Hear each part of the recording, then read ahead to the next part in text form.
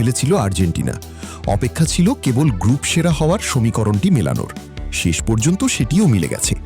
একই গ্রুপের অন্য ম্যাচে আলজেরিয়ার কাছে জর্ডন হেরে যাওয়ায় যে গ্রুপের চ্যাম্পিয়ন হওয়া নিশ্চিত হয়েছে আলবিসেলেস্তেদের।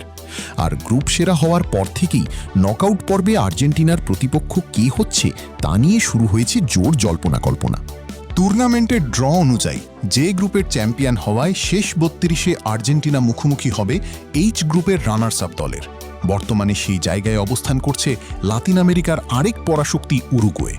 শেষ ৩২-এর সেই ম্যাচ হবে আগামী ৪ জুলাই মায়ামিতে, বাংলাদেশ সময় ভোর ৪টায়। এইচ গ্রুপের শেষ রাউন্ডে মুখোমুখি হবে দুই সাবেক বিশ্ব চ্যাম্পিয়ন স্পেন ও উরুগুয়ে। অন্য ম্যাচে সৌদি আরবের বিপক্ষে লড়বে কেপ ভার্দে। এই দুই ম্যাচের ফলের ওপর ভিত্তি করে আর্জেন্টিনার প্রতিপক্ষ হিসেবে স্পেন, কেপ ভার্দে কিংবা সৌদি আরবও আর্জেন্টিনার প্রতিপক্ষ হয়ে যেতে পারে। সমীকরণগুলো বেশ জটিল এবং প্রতিটি ম্যাচের ফলের ওপর নির্ভরশীল।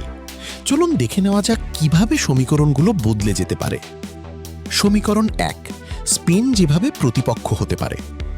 উরুগুয়ে যদি স্পেনকে হারিয়ে দেয় এবং কেপ ভার্দে ও সৌদি আরবের ম্যাচটি ড্র হয়।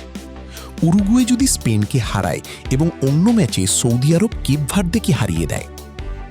সমীকরণ ২, কেপ ভার্দে যেভাবে প্রতিপক্ষ হতে পারে। স্পেন যদি উরুগুয়েকে হারিয়ে দেয়, একই সঙ্গে কেপ ভার্দে সৌদি আরবকে হারায়। স্পেন যদি উরুগুয়েকে হারায় এবং অন্য ম্যাচে কেপ ভার্দে ও সৌদি আরবের খেলাটি ড্র হয়। সমীকরণ ৩, সৌদি আরব যেভাবে প্রতিপক্ষ হতে পারে। স্পেন যদি উরুগুয়েকে হারিয়ে দেয়, পাশাপাশি সৌদি আরব হারিয়ে দেয় কেপ ভার্দেকে।